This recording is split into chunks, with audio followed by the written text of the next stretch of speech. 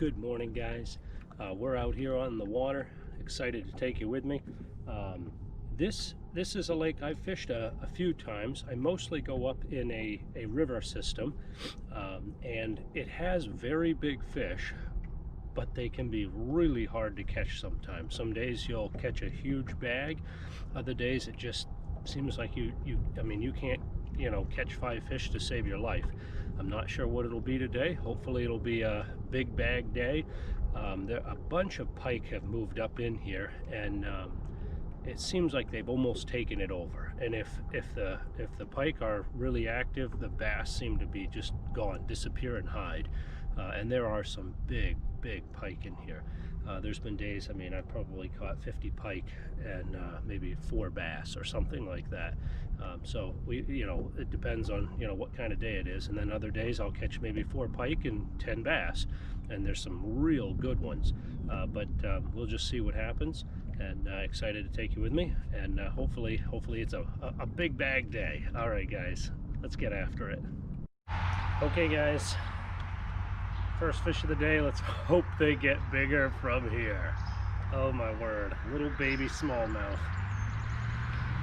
on the shaky hand. We'll see. Hey guys, we caught a fish flipping around this old beaver hut, and I just want to point something out to you that's very typical of these kind of fish. This is in this river system, and you see how, this is a teeny fish. His mouth isn't that big, small, but look at how fat he is. Absolutely humongously fat for how small he is. And then the other thing we can learn is what he's eating. You see the tentacles? I hope you can see that, but the tentacles sticking out of his mouth. There's tentacles all the way down there, sticking out of his throat. And that's a crayfish. And so we know that at least that bass is eating crayfish, which helps us put something together. Okay, probably bottom hopping baits, and make it look more like a crayfish. So just pieces that we're trying to put together. Again, hopefully they get bigger and we catch a lot more, but just something to pay attention to. Let's keep working. Well, we got our first pike of the day. If we get it in the boat, we'll see. And it's a good one. Okay. Yep. Here we go. See if we can, hold on to it in a way that you can see it. Yep, there he is. I was really hoping that was a bass. Oh well.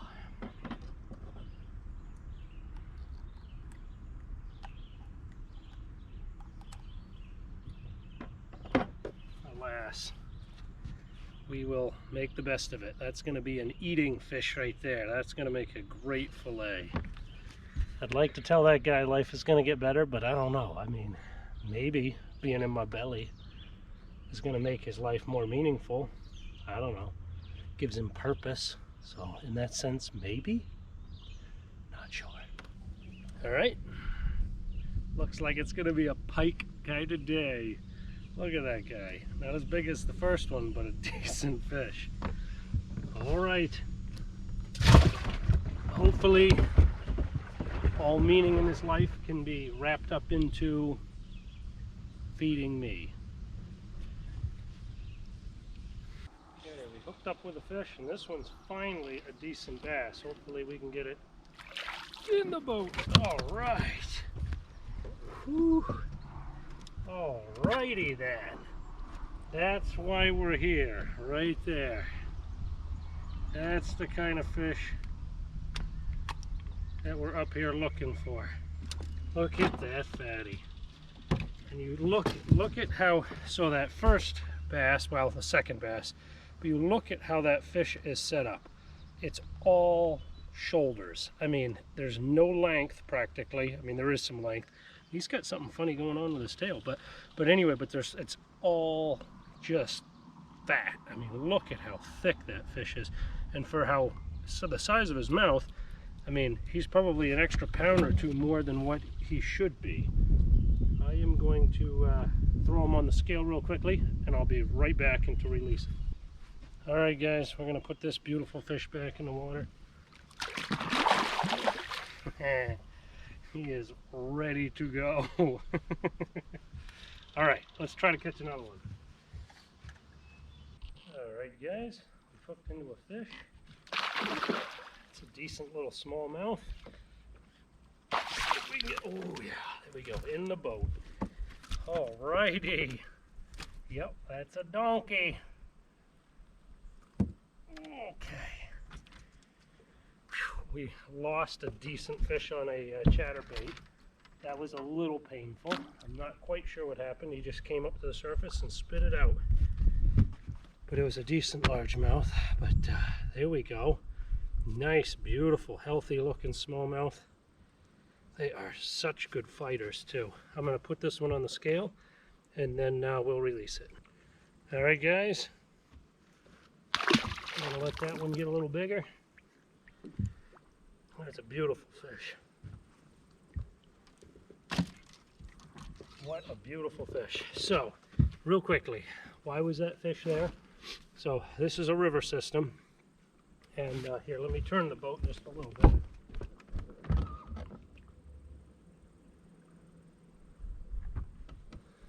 What you're going to see is that we're right here at a bridge, and it necks everything down, and so there's a max amount of current right here. Now I can't get my boat, sometimes when it's low you can get your boat up and past there, but I can't today.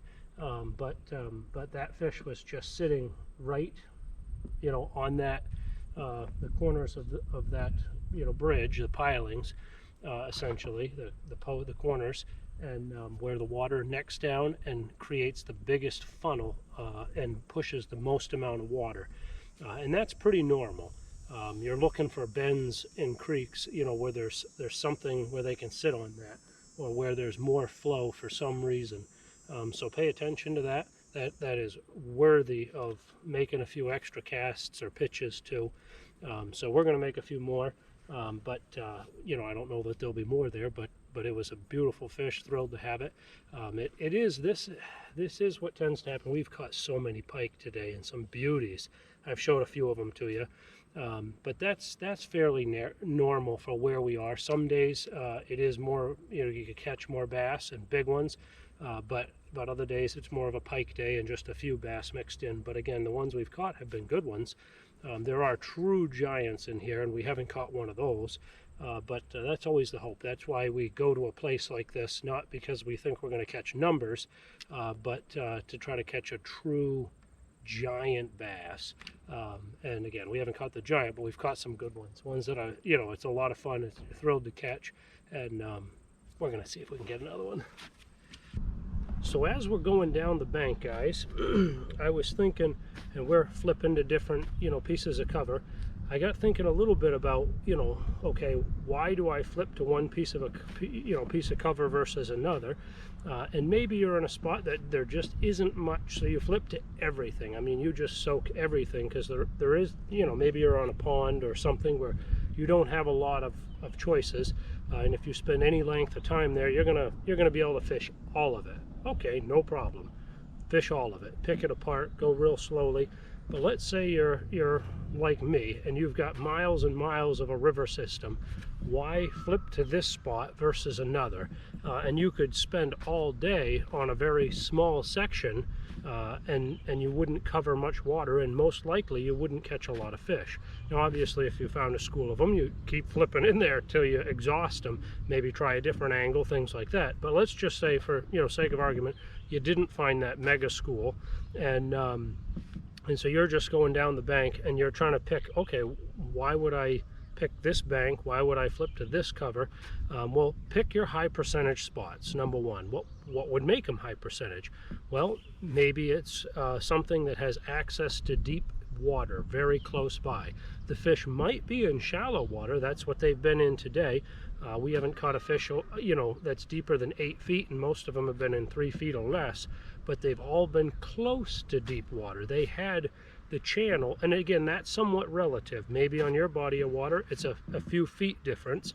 Maybe it's 50 feet, you know, difference, access to deep water. In this case, you know, the deep spot is maybe 16 feet. That's the deep part of the channel. So if you've got a place that's, you know, in 3 feet and not very far, the channel's right there, and there's access to 12, 16, you know, feet of water, hey, that's perfect. And then things that might make it better. Okay, let's say maybe there's a log, or log with grass, or a log with two kinds of grasses, or a rock with grass, or a rock and a log, or, you know, the deep water access with current, a bend, and the water piles up right there, and it naturally creates flow. Or at Next Down, we saw on a bridge where water is forced to go through a smaller area, something like that. So maybe there's a rock and a weed and a smaller pinch point. Those are all things that you're looking for to make, you know, a spot that you're going to spend some time making flips to or casts to. Another thing that I look for is maybe a absolutely do nothing bank. In this river system, we don't have any of that here. There's stuff going on everywhere. So then you're trying to pick the best spots. But sometimes on a lake, I'll pick a bank that there really isn't much going on, and I'll just cherry pick those key spots. I might kick the trolling motor on high, zip right down the bank, or even start the motor up, and maybe there's only 5 docks on this particular, you know, shoreline, or there's, you know, 3 trees, a dock, and, you know, a grass clump, and it's, you know, I don't know, 1,000 yards long. Well, they're probably going to be on those key things. Or maybe there's a 1 log. Well, I'm definitely going to hit that 1 log, because those fish are going to congregate around that one thing that they can get behind, they can hide behind, they can ambush, they can maybe get out of the sun. Not that I'm saying that the sun hurts them, but you know, they can get behind it. They have a better ambush point, and all animals like some change in habitat, whether we're talking deer all the way to bass. You know, and again, that's, you know, fish and deer are not in the same category, but that's just, you know, they like diversity. So picking something that's more diverse, that's better. So those are just some of the things that, you know, I consider when going down a bank, looking for something to fish, you know, and why I'd maybe fish one spot over another and keep moving and fish those key spots. So pay attention to that. You'll definitely catch more fish. All right, guys, we've had a lot of fun so far. We've caught a few real good bass. We've caught a ton of pike. We're going to work our way back down. We've worked our way as far as we can go, and we're going to work our way back down, picking off probably we're going to get on the big motor, but pick off the best spots. I don't know if we'll pick up any more bass or not. If we do, I'm going to let you in on it. If we don't, you know, just as a recap, we were pitching and flipping most of the day. We ran some top water, didn't do anything with that. We caught a little one on a worm, but we don't go up in here for little fish most of the time, so I'm not going to pull out a worm very often. I'm not going to pull out a little bait very often. We lost a real good one on a chatterbait, the jackhammer chatterbait, and the rest of them have all been on some type of flipping bait. We've used everything from, you know, green pumpkin, very natural, to black and blue, to sapphire blue. We've used a craw where it's green pumpkin and orange belly, and we've caught them on all of them. Every single one of them. We've caught them on a blue and brown. We've caught them, I mean, you name it, we've caught them on it. You know, flipping some type of creature bait. That, you know, that's been the story of the day. I use heavy line, heavy tackle, 65-pound braid, 7/6 heavy flipping rod, high-speed reel. This is an 8.5 to 1, and the one I've been using today was a Shimano. It's a DC reel. I like it a lot. I can, you know, pitch it really well. I can skip it pretty well, even on that bigger rod. And with that DC reel, it's an electronic braking system. It allows me to make a skip a little easier and a little less chance of backlashing, although it still happens. And I guess that's the story of the day. We're going to work our way back down and see if we catch anything else noteworthy. All right, guys, If this is it, stay with it, stay learning. If you have learned something, hit the like button, subscribe to the channel. I want to keep growing with you guys. And if you have questions or comments, put them down below. If you're curious about something that I didn't specifically mention, again, I would love to get to that. I'd love to answer your questions, and just post them below, and we'll get to it. All right, take care, guys.